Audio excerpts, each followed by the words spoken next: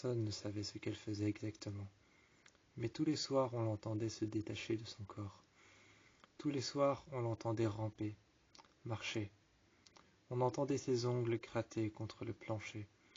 On entendait ses ongles gratter contre les murs. Entre les murs, elle marchait et rampait. On pouvait entendre le moignon de ses mains qui avaient été coupées en sang par une scie. On pouvait entendre le moignon de ses pieds qui avaient été coupés en sang par une scie. Une scie sauteuse qu'on pouvait entendre toute la nuit.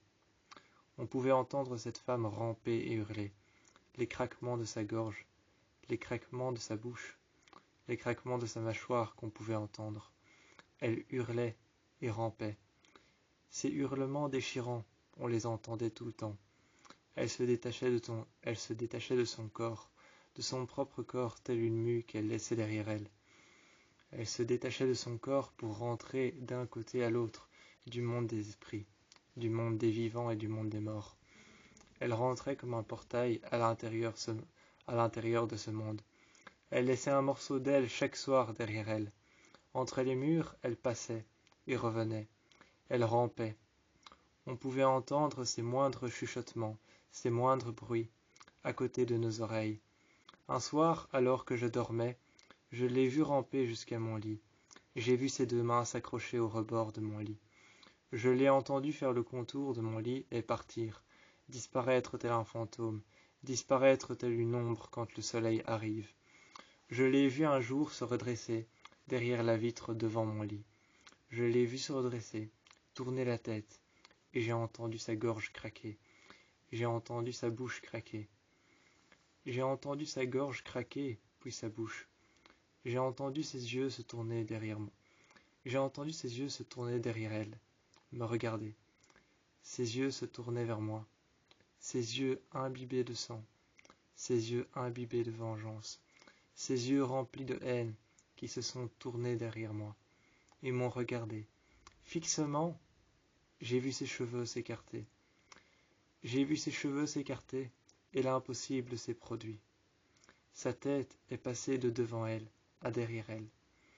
Elle a alors pris ses mains, qu'elle a levées jusqu'à ses épaules. Elle les a mis derrière elle, elle les a posées sur son crâne, a écarté ses cheveux à l'arrière. Elle était dos à moi à cet instant-là. Redressée, je l'ai vue lever ses mains, écarter ses cheveux derrière elle, et son visage qu'elle avait devant elle est apparu derrière ses cheveux. Elle les a écartés et m'a regardé. Quand elle s'est tournée de l'autre côté, j'arrivais à voir un visage lisse. J'arrivais encore à voir le creux de ses yeux, mais rempli de chair et rempli de peau. J'arrivais encore à voir la pointe de son nez, mais rempli de chair et rempli de peau. J'arrivais à voir le mouvement de ses lèvres bouger, mais rempli de chair et rempli de peau. Son visage était si lisse que j'avais l'impression qu'il me regardait. Même sans les yeux, même sans le nez, même sans la bouche, j'avais l'impression qu'elle me regardait. Elle était là dans la pièce et s'est faufilée sous les draps. Elle s'est faufilée sous les draps et j'ai senti une main agripper ma nuque. J'ai senti une main agripper mon cou. J'ai senti une main sur mes chevilles et j'ai senti une main sur mes poignets. J'ai senti une main sur mes poignets, sur mes chevilles, sur mon cou, sur ma nuque, sur mes épaules. Elle s'est accrochée à moi et m'a gardé contre le lit. J'ai senti une pression sur mon corps. J'ai senti une pression sur mes jambes. J'ai senti une pression sur mes bras. Je l'ai vue apparaître et se redresser. Son visage lisse s'est tourné. J'ai vu ses cheveux tomber devant elle. J'ai vu ses cheveux noirs tomber devant elle. Elle s'est redressée. J'ai entendu ses épaules craquer, relevant encore une fois ses bras légèrement, jusqu'à ses épaules. Elle a écarté ses cheveux, et j'ai vu apparaître ses yeux noirs. J'ai vu apparaître ses yeux noirs imbibés de vengeance. Ces yeux noirs qui étaient imbibés de vengeance, je les ai vus, juste tout près de mon visage. Elle s'est rapprochée et m'a regardé. J'ai senti son souffle froid, comme si j'étais devant une porte et qu'il y avait un courant d'air. J'ai senti son souffle froid, qui avait la même odeur que la forêt, juste après qu'il ait plu. Juste après qu'il ait plu, son souffle froid avait la même odeur que la forêt.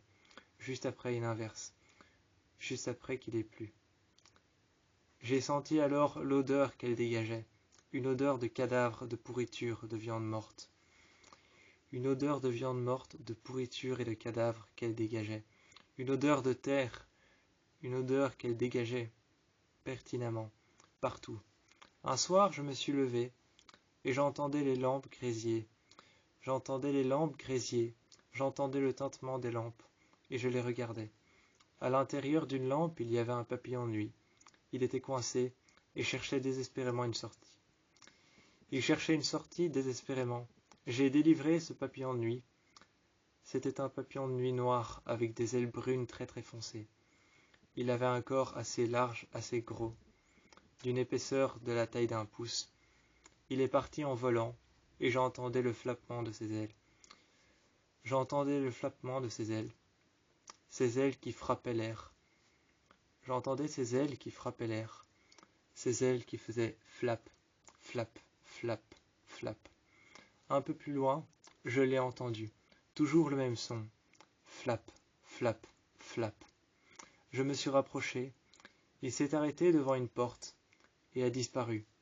J'ai pensé pendant un instant en mettant ma main contre le mur qu'il était passé au travers de la porte.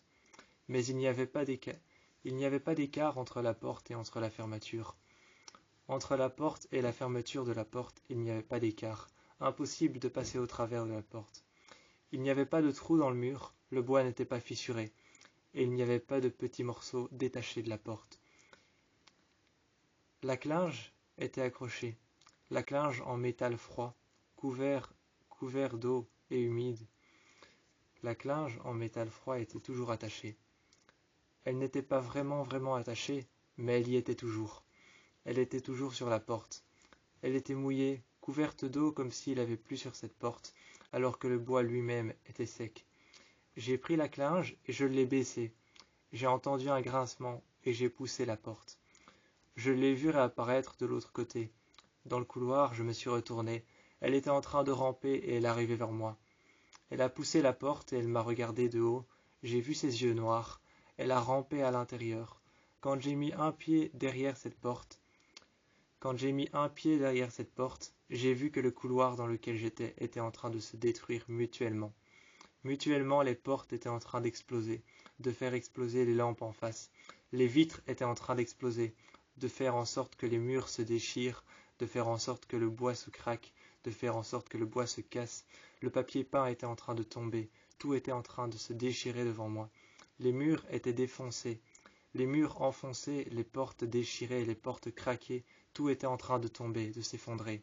Et elle arrivait en rampant de plus en plus vite. J'ai vu ses yeux noirs me regarder. Elle s'est enfoncée dans la porte et est partie dans la forêt. Je l'ai vue partir dans la forêt. J'ai vu son ombre se redresser derrière un arbre, voyant juste ses mains contre le tronc de l'arbre, J'ai juste vu ses mains et ses ongles acérés, agripper l'arbre, agripper l'écorce de l'arbre, et laisser des traces de griffes derrière elle. J'ai entendu un souffle froid. De loin, j'ai entendu un souffle froid, j'ai senti un souffle froid dans ma nuque. Quand je me suis retourné, j'ai eu une vision d'elle très bref, et j'ai pu la voir pendant un instant. Elle a pointé du doigt un endroit dans la forêt. J'y suis allé, et j'ai vu les marques de griffes sur l'arbre. Je me suis retrouvé derrière cet arbre, et il y avait une porte en plein milieu de la forêt. Je l'ai poussée, un instant, j'ai laissé ma main sur la porte. Je l'ai regardée, j'ai regardé derrière moi. L'immeuble dans lequel j'habitais était par terre. Effondré.